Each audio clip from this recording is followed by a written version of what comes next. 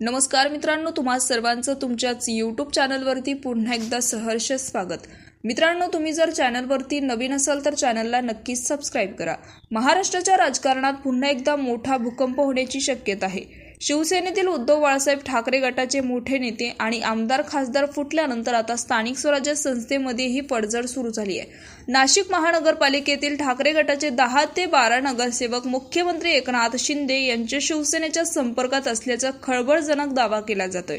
शिंदे गटाच्या नेत्यांनी operation tiger अंतर्गत हा मोठा प्लॅन केलाय आखलेला असल्याची चर्चा नाशिकच्या राजकारणात जोरदार रंगली आहे। सूत्रांनी दिलेल्या माहितीनुसार या नगरसेवकांच्या शिंदे गटातील वरिष्ठ नेत्यांसोबत गुप्त बैठका पार पडल्या आहेत। या बैठकीमध्ये पक्ष अंतर्गत बाबत सकारात्मक चर्चा झाली असून लवकरच जाहीर प्रवेश सोहळा होण्याची शक्यता आहे।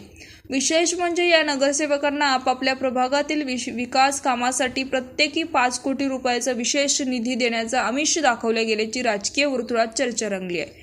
नाशिक महानगरपालिकेत ठाकरे गटाचे एकूण 15 नगरसेवक असून त्यापैकी बहुतांश नगरसेवक फुटल्यास उद्धव बाळासाहेब ठाकरे यांच्यासाठी हा नाशिकमधील आतापर्यंतचा सर्वात मोठा झटका मानला जातोय।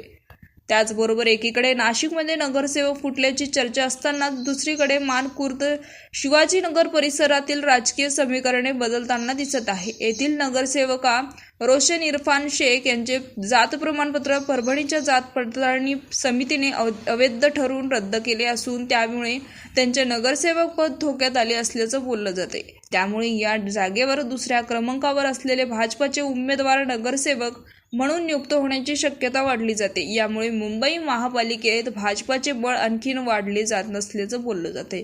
तर मित्रांनो, याविषयी तुमचं मत नक्कीच कमेंट बॉक्समध्ये कळवा। चॅनलला सबस्क्राईब करा। तूर्तास धन्यवाद। जय महाराष्ट्र।